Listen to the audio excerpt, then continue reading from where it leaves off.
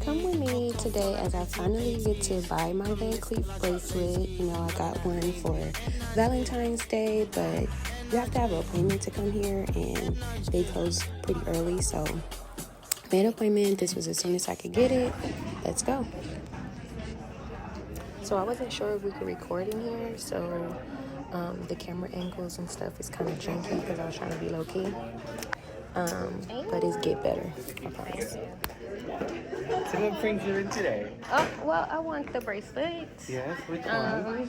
The Alhambra, but I want the mother of pearl, I think. Okay, I think I have one. Does it come in rose gold or just yellow? It does come in rose gold and gray mother of pearl with the diamonds. I wanted to see you both. Whatever looks cute on my wrist. No problem. Why don't we have a seat here? Okay. I think this is open. Thank you.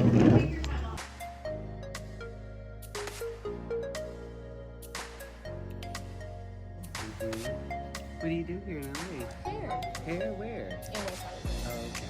Off of Clement. Let me see.